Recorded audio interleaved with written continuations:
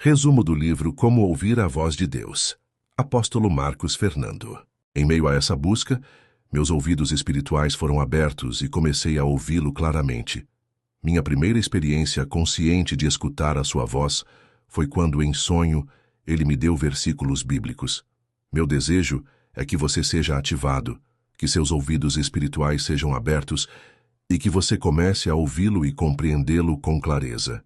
Muitas pessoas, por temor de errarem, ficam em dúvida se realmente foi Deus quem falou, e acabam desprezando o seu falar. Existe, de fato, uma linha muito fina para discernir quando é realmente o Senhor que está falando. Por isso, precisamos entender que a voz de Deus sempre produz luz. Quando Ele fala, as trevas são expostas. Ele revela tanto o que é correto quanto o que precisa ser corrigido. Nem sempre o que Deus fala será algo que agrada. Muitas vezes, Ele trará confronto, correção e transformação. Mas tudo isso tem um propósito: alinhar nossa vida, nossa família, nossas finanças, nosso ministério, nosso casamento. O Senhor não fala sem propósito. Quanto maior for o propósito de Deus com uma cidade, com uma nação, com um povo ou com uma localidade, maior será o nível de revelação que Ele dará aos seus filhos. Quando Deus fala, Ele produz crise, confronto e realinhamento. Ouvir a voz de Deus é ser levado a um novo destino. No entanto, muitos querem ouvir sem passar pelos processos. Pessoas de oração e intercessão são aquelas que geram novos destinos espirituais, como Ana, que gerou Samuel em meio às afrontas de Penina. É no choro, no joelho dobrado e na perseverança que aprendemos a ouvir a voz de Deus. A voz do Senhor traz consigo responsabilidade. Moisés ouviu a voz de Deus, mas precisou aprender a comunicá-la.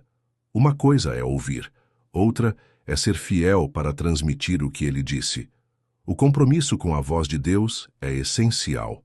Um exemplo marcante é Saulo, que ao ouvir a voz de Jesus, teve sua identidade e seu destino transformados, tornando-se Paulo. Ouvir a voz de Deus sempre traz mudança de rumo, de propósito e de identidade. O falar de Deus não impacta apenas a vida de quem ouve, mas o destino de gerações. Ouvir a voz de Deus é um dos privilégios mais sobrenaturais que o ser humano pode experimentar. Fomos criados para relacionamento. No Éden, Adão e Eva tinham comunhão direta com o Criador, até que o pecado interrompeu essa audição espiritual. O primeiro Adão perdeu essa intimidade, mas o segundo Adão, Jesus Cristo, restaurou a capacidade de ouvir a voz do Pai. A audição espiritual é restaurada quando entregamos nossa vida a Cristo. Não é um privilégio de alguns, mas de todos os que estão em Jesus. O pecado, entretanto, se torna uma barreira que impede essa conexão. Para ouvir a voz de Deus, precisamos de um coração novo, sensível e quebrantado. É o Espírito Santo quem habita em nós e nos reconecta ao Pai. Por isso, o Espírito Santo é indispensável para a audição espiritual. Um coração endurecido não consegue ouvir. É necessário perdoar, se render e permitir que Ele habite em nós.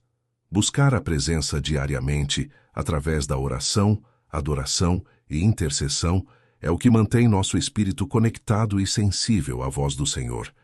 Nosso corpo, alma e espírito precisam estar alinhados. O corpo deve ser cuidado, a alma renovada e o espírito cheio de Deus. Dessa forma, estaremos preparados para ouvir com clareza.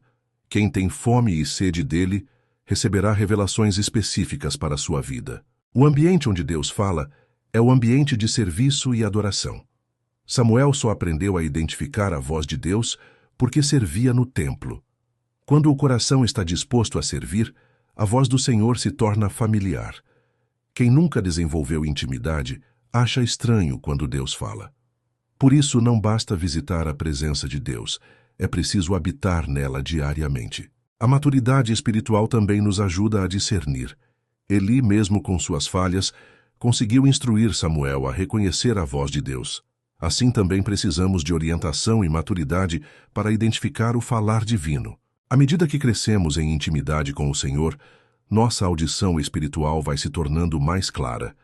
Deus deseja que tenhamos um coração disposto a obedecer, porque não adianta apenas ouvir, é necessário corresponder.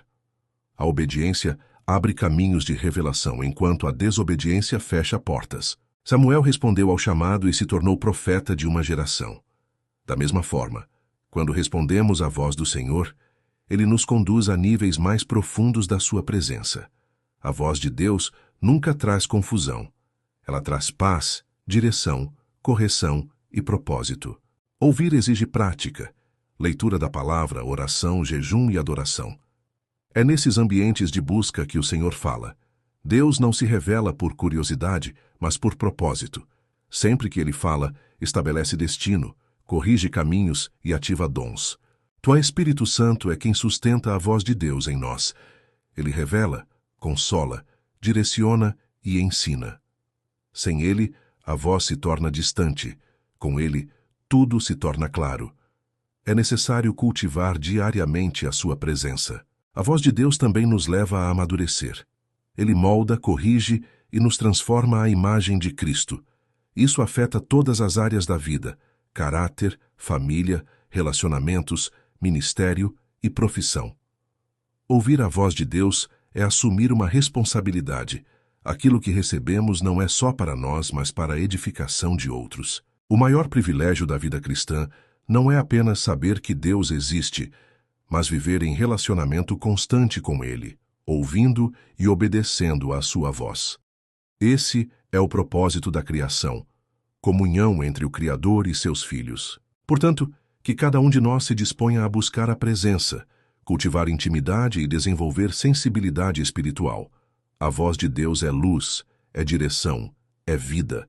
Quem aprende a ouvi-la jamais será o mesmo, pois viverá conduzido pelo Senhor em cada passo.